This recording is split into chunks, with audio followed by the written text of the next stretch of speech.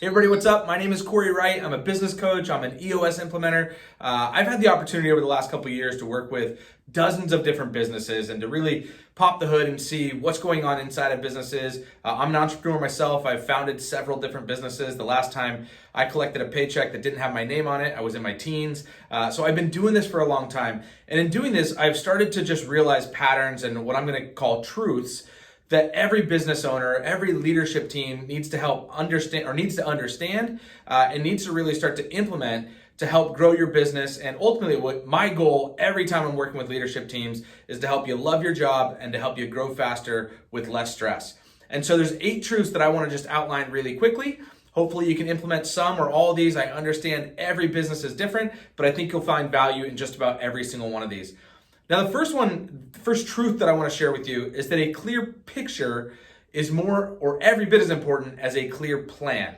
So most businesses get together quarterly, annually, monthly, whatever your routine is, and you start to set a plan for how you want to get where you want to get. What I've found is one of the missing ingredients here is establishing a clear picture for every single business. Now, when I talk about a clear picture, I mean, we just need to be able to visualize where we want to go. And so here's the best way to do this. Generally, I start to look at 3 years out. I want to establish a picture of what your business should look like or what you want it to look like 3 years from today. We start by just predicting what we think our revenues are going to be in 3 years. Oftentimes, you'll find that the CEO will predict a number 2 to 3 times higher than the lowest person in the room or on the leadership team. You'll start to see big gaps here. We need to start by agreeing on and getting alignment on a revenue number or a revenue target where we think we want to be 3 years out. Now, this doesn't need to be hit. It's not necessarily a goal. It's just a basis point to establish and build a picture around this. So let's say we agree on a $20 million revenue 3 years from today. From there, we can start to back off profits. We can start to back off what I'm going to call a measurable, which is essentially a number that becomes a little bit more tangible than just dollars, something like number of clients that we're working with, number of proposals submitted, number of jobs, number of widgets, something like that, that even the lowest level employee can understand what we're trying to do at that point of our business. And from there, we can start to build a picture around what a business of that size looks like. So a $20 million business that's producing 1 million widgets a year, what does that look like in terms of the number of employees that we have, in terms of the culture that's going on? Where are our different revenue streams? Do we have different product lines? How many offices do we have? Where are we located? Where are our customers coming from? It's not a plan of how we're going to get there. All it is painting a picture of what a business looks like 3 years from today that we can all rally around. And once we start all seeing the same picture, we can then start to build plans that lead up to that picture. We can start to have meaningful annual goals, knowing where we need to be 1 year from today to be on track to hit that picture. We can start to build meaningful quarterly goals, monthly goals, where however you set your goals, it becomes a lot more meaningful when we're all seeing the same picture and trying to get to ultimately the same place 3 years from today. A clear picture is just as important as a clear plan. The second truth is I want every business to start understanding the difference between what I call and products or products. Oftentimes we start to, or services as well. So when we start to want to expand our product line, as businesses start to grow, we become addicted to this growth. And so we want to do this by adding new products and new services. And oftentimes that will help fuel our growth. But oftentimes it can be deceiving. It can add a whole bunch of complexity. It can add a whole bunch of new inventory and cost and systems to our business without actually adding profits to the bottom line. And what we want to do is just identify the difference between and products or products. And products create an additional market for you. The best illustration I can think of is I'm a golfer. So if you are a golf club manufacturer, you're known for making great drivers, and all of a sudden you want to start making putters, that would be considered an and product. People aren't going to purchase either a putter or a driver. You need both. So producing putters doesn't start to take away from the sales of drivers.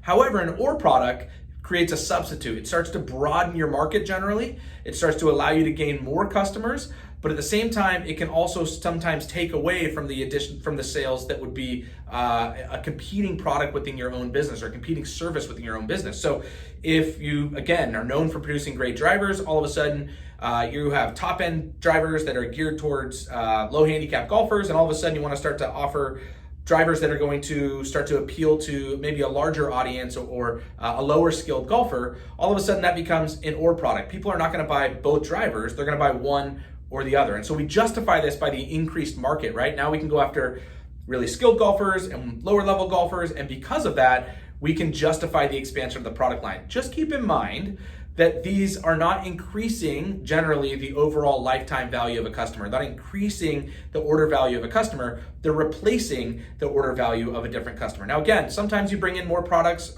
or more customers. When you expand your product or service line, it allows you to go after new customers that you would never had the opportunity to get before, but oftentimes you're simply replacing one sale with another. Understand the difference between and products and or products. It will significantly help you to reduce the workload or the capacity load, the inventory, all those things that come along with expanding products, unless it's truly adding to your bottom line. The third truth that I want you to understand is a system or a product or a mantra that we've used in our business for the last decade. It goes deploy, data, decide, repeat. And it's a 4-step process. And I'm blown away oftentimes at how we feel like as business owners, leadership members, we've been so successful in business, so we always trust our instincts. And so we generally start with this where we go, I'm gonna figure out what I think the best process is, what I think the best decision is here. We're gonna deploy that, and then we're gonna never look back. And so basically it goes decide, deploy. That's what a lot of leadership teams do when we're trying to actually put new decisions in place. What we always do in our business is deploy. So we first just deploy something, and it's going to be our best guess, of course, but we don't spend a lot of time trying to get it perfect because we know that ultimately we're going to make new decisions once we have new data, and we're going to repeat that process over and over again. Facebook has a feature that they call split testing. And so when you're launching ads, you can basically test different titles, different images, different headlines, different links, different landing pages, different whatever you want. And so rather than just putting $1,000 budget towards what we feel like the best ad is, we're probably going to put $500 towards an ad that's similar, or 2 ads that are similar, but maybe with a different headline, just to see which headline gets more clicks or cheaper traffic. From there, so we're going to deploy 2 different headlines. We're going to collect the data and see which one does better. We're then going to make decisions. If we have meaningful data, we're probably going to remove one headline, keep the best headline, and then we're going to repeat this process again and again and again. Now maybe we take our best headline, we try 2 different images. We continue to go from there. It's deploy, data, decide, repeat. And we should constantly be making decisions in our business this way. Don't ever rely on old data. Don't ever rely on just your instincts to make decisions. Make sure that you're deploying, you're actually collecting data, you're making decisions based on that, and you continue to repeat that process again and again. I think there's 3 main reasons that most leadership teams or entrepreneurs or founders that they just kind of go with decide and deploy as opposed to deploy, data, decide, and repeat. The first one is that data is really boring to collect. Sometimes hard to collect too. Sometimes it's difficult to actually get the meaningful data that you need. It takes a lot of time, and so we just kind of skip that stage of the process and we just go with the decide and deploy. So data is boring and difficult to collect oftentimes. Sometimes data tells us that we're wrong. And so if you never collect data, you can never be told that you're wrong. Your decision that you deploy is always the best decision. And so we have egos. Remember, your ego is not your amigo. When we're dealing with business decisions, keep your ego out of this. Let data drive the decisions for you. It's one of the reasons that I think oftentimes we forget to collect data is because we can just never be wrong if we don't collect data. The last reason is that data oftentimes kills ideas that we're emotionally attached to. Sometimes we just have products or services that we love, that we've poured our heart and soul into them. Unfortunately, the data is telling us that they're not profitable, or that we'd be much more profitable investing our time and our energy and our resources into other parts of our business. And so when we start to collect that data, it can kill ideas that we're emotionally attached to. And so we oftentimes become scared to collect the data because we're ultimately afraid of that truth, right? So I just want to encourage you, deploy, data, decide, repeat. Forget that process of just decide and deploy. It's killing your business. It's uncomfortable to collect data, but it will truly make you a better business in the end. The fourth truth that I want to talk to you about is the real cost of having the wrong people in your business. This is something that I see so many businesses where they just know that they have some wrong people in their business. People that either just don't produce the way that they need to produce, they're just not a culture fit to the business. Sometimes they're top producers, but they bring a bad attitude.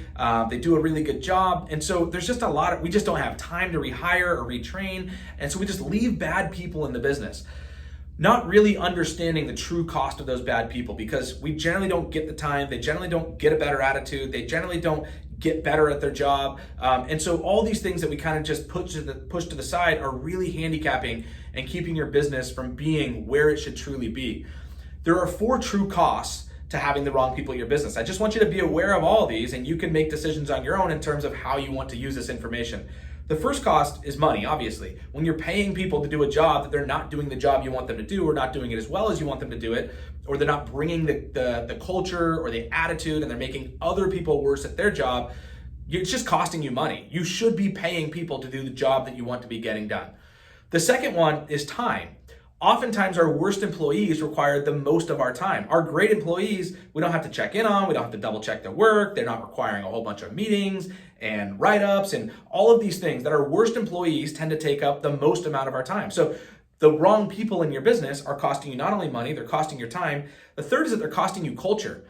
In short bursts, great employees, great team members can start to understand and figure out that sometimes they have to pick up the slack for other people who aren't quite doing their job. But in the long term, that just starts to grate. And the people who are your best employees will start to understand that it looks like you can do B or C or D work and still keep your job here. And they're going to start to stop putting in the same passion that they bring to work every single day, because they're not seeing that it's being rewarded. And they're not seeing ultimately that you're making decisions and you're actually firing people who aren't bringing that same level of passion and value to the business. And so it really starts to be a drain on your culture. Again, you won't see this in the short term, but over the long term, keeping the wrong people there will have a significant impact on the culture of your business. And the fourth thing it's costing you is just the opportunity cost. And this is probably the biggest one. I just want you to think of your best employee, your 2 or 3 or 4 best employees or team members that you have. Think of how much better your business would be if you could take these people, clone them, and put them everywhere in your business. That we could replace the bad people, not just with good people, but with great people.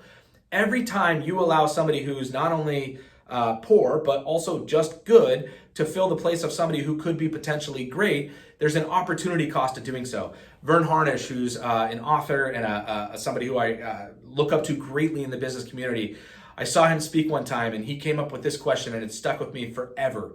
He said, if you had the option to do so, would you enthusiastically rehire every single one of your employees tomorrow? If you can't answer yes to every single employee, those are wrong people and you need to work to get them out. Not immediately, not tomorrow, not next week, but at some point you need to have an awareness of that. You need to have a plan and an understanding of what they're actually costing you, because they're taking up the space of somebody who could be absolutely great on your team. The fifth truth that I want to present to you is just a truth that oftentimes when I'm working with leadership teams, they want better accountability. If you feel like accountability is an issue on your team, you are the problem. Accountability starts at the top and works its way down. It's impossible to have a leader at the top who's not willing to be held accountable, who thinks that they're above the system or above the accountability at your team or your company because they get paid more, because they're a founder, or because they have so much going on, because they're too busy. Accountability starts at the top. If you're pushing off meetings because you have top clients who need to meet with you, if you're showing up late because you were stuck on the phone with a really important client, you're sending a message to your team that your time is more important than the rest of the time on the team. And guess what? They're going to start to absorb that same level of accountability. They're going to start showing up late. They're going to stop giving all their effort into projects. When you decide that you've committed to producing a level of work or effort on a project to a team, and then all of a sudden you come back to that next meeting and you didn't have the work done because there was a bigger project that came up that was higher priority, and you've made that decision without the buy-in from the rest of your team, you're allowing them to do that in the future as well. If accountability is an issue on your team, you need to look inside of yourself and figure out what level of accountability you're giving back to your team. The sixth key discipline or truth that I want every business to understand is I want you to start thinking in multiplication and subtraction instead of just addition. Addition is when we put in the work, we make the phone calls, we send the emails, and we get the work. It starts to add up, right? Every input that we have has an equal and opposite output. That's when we're working with addition.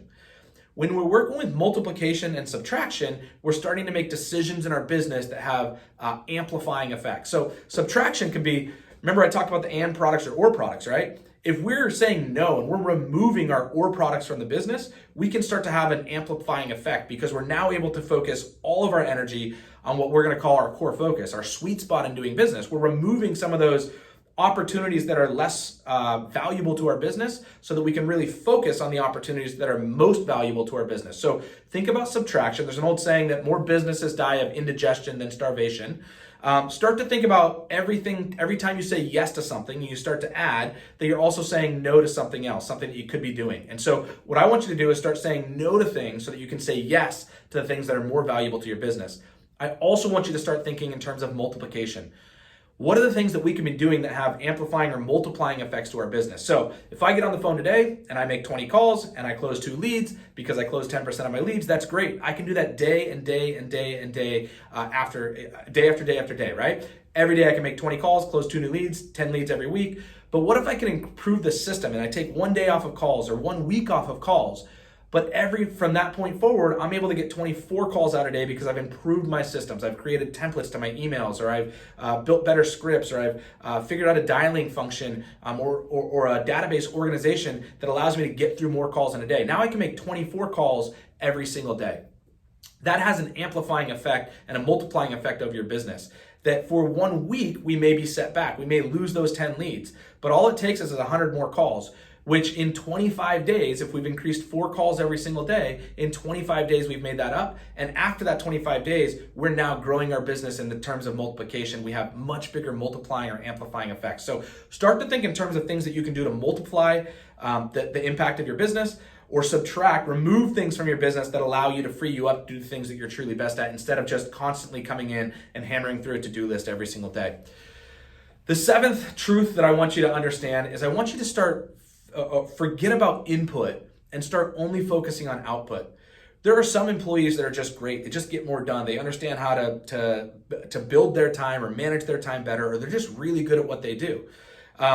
If that's what you're focusing on, is the output as opposed to the input, you're going to have much happier employees, much better team members, and ultimately much better results. Too often, I feel like we look at how often are people showing up, how many meetings did they attend, how many phone calls did they make. If I have somebody who, going back to that same example, that in 20 phone calls they can close 4 leads instead of just the 2 leads that I'm expecting, and my output or my desire is I want 10 leads every week, should I care if they're doing it in 50 phone calls instead of 100 phone calls? At the end of the day, no. It would be nice if you can get that person to start making 100 phone calls so that we could actually double the output as well. But if what you want, the results that you're looking for, are 10 leads a week, don't focus on how many calls it takes to get there. Focus on the fact that we're meeting our goals every single week. You can move those goals if you feel like they're not challenging enough, or you feel like they should be done in a different way. We can change the output that we're looking for, but stop focusing on the input. It's really draining to your employees when you only look at what's been done and not what's actually been produced. So start to focus on output over input.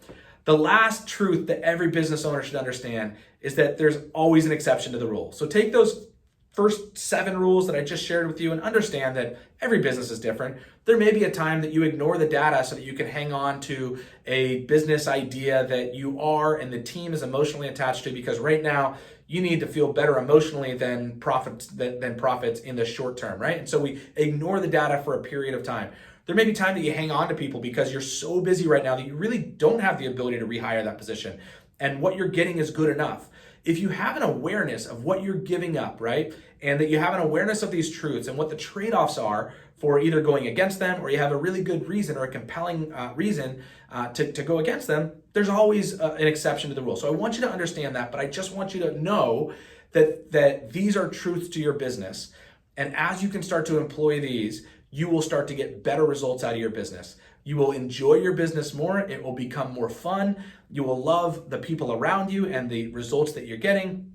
And ultimately, you will grow faster with less stress. Hey, I hope these 8 truths have been meaningful and powerful for you. I'm always curious to hear what your truths are. Every business owner is different. Every coach is different. I'd love to hear one of the things or some of the things that you have experienced in your business that are truths that you hold dear, that have produced great results for you. I'm Corey Wright. You can always visit me at CoreyWright.com. That's CoreyWright.com. If you're interested in learning more about what I can do, if you're interested in just having a coaching session with your leadership team, I would love the opportunity to do so. My first session is always free. If you're interested in learning more about EOS, or you're already self-implementing and just want some questions or have help, again, reach out to me. Visit my website, CoreyWright.com. You can email me, Corey@CoreyWright.com. I'd love to chat. Hey, thanks, guys.